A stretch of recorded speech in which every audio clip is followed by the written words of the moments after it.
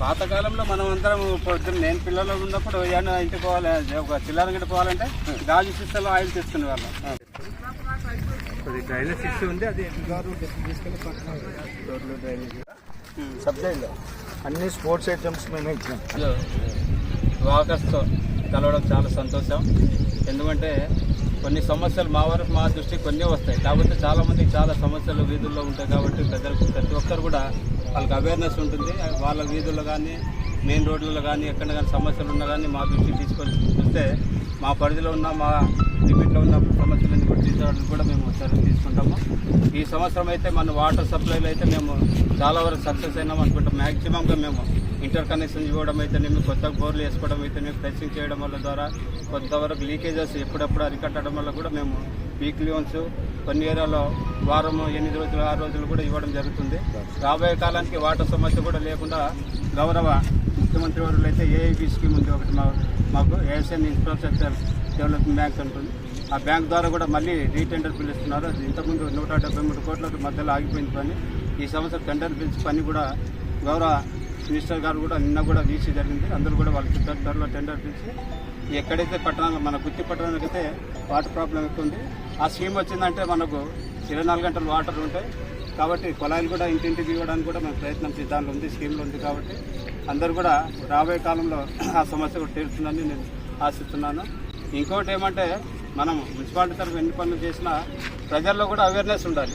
కొంతవరకు మేమైతే maximum early అవర్లో వచ్చేసి ప్రజలు మార్కెట్స్లో అయితేనేమి, షాపుల దగ్గర అయితేనేమి సింగిల్ యూజ్ ప్లాస్టిక్ అండి, వాడి పడేసే ప్లాస్టిక్. ఎన్ని అవేర్నెస్ క్యాంపులు పెట్టినా ప్రజలు కూడా సపోర్ట్ చేయాలి, వ్యాపారస్తులు సపోర్ట్ చేయాలి. ప్రజలు సపోర్ట్ చేసినప్పుడే ఇది ఎవరో ఎక్కడి నుంచి బయట నుంచి రావాలి, ఎవరో చెప్పాలి. ఏదో commissioner, land sanitary inspector, land sanitary secretary వచ్చి చెప్తేనే ఆ రోజు బంద్ చేయడం, మళ్ళీ రెండో రోజు మళ్ళీ ప్లాస్టిక్ కవర్తో బయటకు రావడం జరుగుతుంది. ఇంకా సీరియస్గా యాక్షన్ తీసుకుంటే సార్ మమ్మల్ని ఇబ్బంది పెడుతున్నారు, మా పొట్ట కొడుతున్నారు, కొంతమంది బ్లేమ్ చేస్తున్నారు. కానీ ప్రజలు కూడా వాళ్ళు ఇండివిజువల్గా అయ్యో ఇది వాడకూడదు.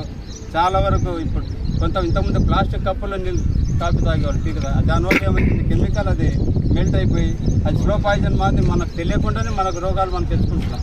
చాలా ఇదే కాదు, ప్రతి వస్తువు కూడా మనం ఏదైనా అనుకుంటాం. మటన్ చికెన్ స్టాల్లో కూడా పెట్టినప్పుడు ఒక స్టీల్ క్యారెట్ తీసుకెళ్ళామంటే చాలా మంచిది. ఇంతకుముందు పాతకాలంలో అదే చేసేవాళ్ళు. కానీ ఈ కాలంలో ఫ్యాషన్ అయిపోయింది, స్టైల్ అయిపోయింది. బయటకు వెళ్ళాలి, 4 కవర్లు తీసుకురావాలి. ఆ కవర్లు ఆ వస్తువులన్నీ ఇంట్లో డబ్బాలు మూసిపెట్టాలి, తీసుకొచ్చి కాలంలో రోడ్డు మీద బయటేయాలి. ఇంకోటి చెత్త సేకరణ కూడా మామైతే maximum door to door maximum area 85% జరుగుతుంది. కొన్ని ఏరియా ఎక్స్టెన్షన్ ఏరియా మాత్రం జరగడం లేదు. దానికోసం మేము ప్రపోజల్ కొత్త ఆటోల కోసం కూడా గవర్నమెంట్ అడిగితే ఆటోలు ఇంటింటి చెత్త సేకరణ కూడా అది కూడా ఒక 11 ఆటోలు త్వరలో వస్తాయి మాకు 1 month 2 months లోపల. కాకపోతే చెత్త అనేది ప్రతి ఒక్కరు బాధ్యత తీసుకోవాలి. మున్సిపాలిటీ వాళ్ళే రావాలి, వాళ్ళు కాదు. మీ దగ్గర ఉన్న చెత్త మీరు క్యుములేట్ చేసుకొని తడిపొడి చెత్త వేరు చేసి మా వాహనాలు చేసి దాన్ని మేము సక్రమైన పద్ధతి తీసుకువెళ్ళడం, దాన్ని సైంటిఫిక్గా చేయడం జరుగుతుంది. చాలా మంది వరకు ఉంది అవేర్నెస్ ఉంది. చెత్త అనేది డబ్బాలు పెడుతున్నారు. కానీ కొంతమంది ఇంకా ఆ చెత్తని అది పనికిరాని వస్తువు అది తీసుకెళ్ళి ఆ ఖాళీ ఆడ స్థలం దొరకడం, కాలువ లేదు.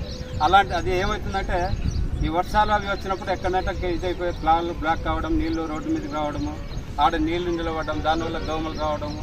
మనం ఏదో చెప్తా చూడండి, ఎంత సంపాదించినా ఆరోగ్యాలకే ఖర్చు పెట్టాం. మనం ఇప్పుడు జరుగుతున్న సొసైటీలో ఏమంటే సంపాదిస్తున్నాం, కానీ ఎక్కువ పర్సెంటేజ్ మనం ఖర్చు పెట్టేది ఆరోగ్యం మీద పెట్టాం. ఎందుకు పెడుతున్నామంటే మనమే కొన్ని తెచ్చుకుంటాం, కొన్ని రోగాలు మనకు తెలియకుండా సైలెంట్. ప్లాస్టిక్ వల్ల కానీ ఈ చెత్తను బయట పడకపోవడం వల్ల నీళ్ళు నిలబడి అక్కడ దోమలు డెవలప్ అవ్వడం. అవి దోమలు కూడా 100 మీటర్ల కన్నా ఎక్కువ దూరం ఎక్కడిపోదు, అది మన ఇళ్లలోనే ఉంటాయి. కాబట్టి దానిలో కూడా ప్రజలు కూడా అవేర్నెస్ చేస్తూ మనమందరం కలిసికట్టు చేస్తే రాబోయే కాలంలో గుత్తి పట్టణాన్ని ఒక మంచి, ఎందుకంటే గుత్తి అంటేనే ఒక మంచి పేరున్నాం. ఎందుకంటే గుత్తి అంటే తోట అని గుర్తుకొస్తుంది.